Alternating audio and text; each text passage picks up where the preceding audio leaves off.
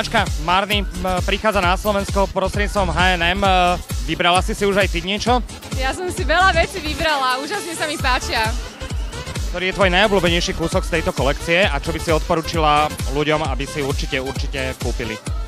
Toto sa mi páči, čo mám na sebe celkom, mám k tomu aj nohavice, ale mne sa to tak zapáčilo, lebo Sofia Coppola to mala a to je tá režisérka, ktorá spravila krátke video Marni pre H&M a ja ju mám rada. To znamená, keď som videla tento outfit, tak hneď som si povedala, že možno, že by som aj ja chcela mať niečo podobné a je tu veľa takých vecí, neviem ti ani Miško povedať nejak, 1-2 kusy, nejaké také top. Možno taká čierna vesta, tak tá sa mi veľmi páčila, áno. Súčasťou je aj pánska kolekcia. Braňo, ako je to s tebou? Práve ma zašpinili. Budem potrebovať nové gate, takže skočím ešte hore.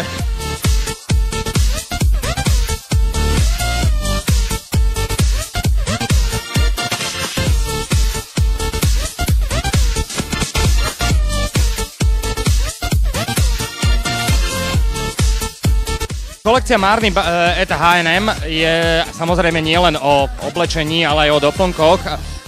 Adi, ktoré doplnky si našla ty, ktoré by určite nemali chýbať každému v jeho šatníku? Mňa určite zaujali doplnky, hlavne preto, že aj trendom na túto sezónu sú veľké výrazné doplnky a za ďalšie aj šaty, ktoré sú možno úplne jednoduché, vedia krásne oživiť. Takže ja som tu našla takých pár kúskov, napríklad takéto výrazné náušnice, ktoré môžu byť veľmi odvážne, sú celkom veľké a keď by som si vybrala tieto náušnice, už by som asi nevolila žiaden iný doplnok, pretože aby pekne vynikli. Tento náhrdelník opäť, aj šaty, ktoré sú čierne, pretože ženy štandardne alebo veľmi často siahajú po čiernych šatách na nejakú večernú príležitosť. A takýmto práve doplnkom môžete šavy oživiť a môžu ich urobiť úplne niečím iným. Zaujímavejšie, iné, prípadne aj šaty, ktoré sa dajú nosiť na deň. Ak ich chceme troška zmeniť a použiť na večer, stačí použiť takýto doplnok a sú úplne ideálne na takúto príležitosť. Posledný kúsok, mňa veľmi zaujali tieto limčeky. Sú v čiernom prevedení alebo v bielom. A vedela by som si to predstaviť nosiť úplne k obyčajnému, napríklad bielemu tričku alebo tielku.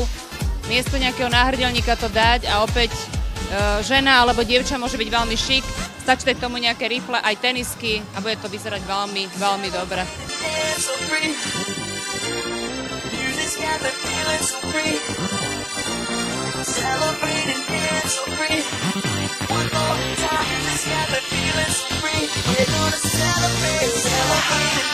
Marni vlastne prišlo aj s pánskou kolekciou na Slovensko. Pozrel si kúsky, vybral by si niečo? Určite by som si niečo vybral, ale moc farebné veci nemám rád, takže skôr také neutrálne farby, ale určite by som si niečo takéto tu našiel zaujímavé. Ja celkovo H&M mám rád, kupujem si niečo, lebo kombinujem lacné oblečenia s drahým, mne sa to páči, lebo keď všetko je drahé, tak mne sa to moc nepáči, lebo niektorí ľudia dajú na seba všetko úplne drahé, značkové, mixované také a nevždy vyzerá to dobre, takže mne sa páči skôr také typu, že neviem, toto mám napríklad dneska H&M, opások Hermes a Versace, hej, takže mne sa páči kombinácia lacné s drahým, skôr tak.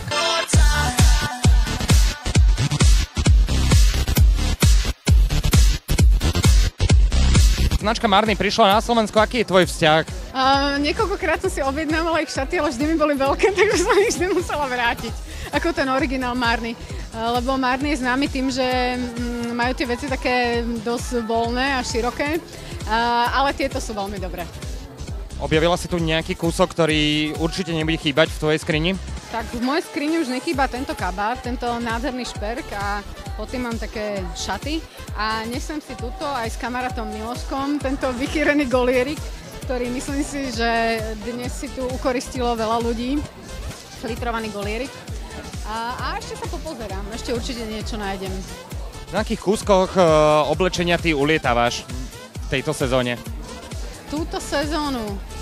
No nemám niečo vyslovene, na čom by som ako špeciálne ulietávala. Celkovo ulietávam na topánkach a na kabelkách. A to asi každá žena.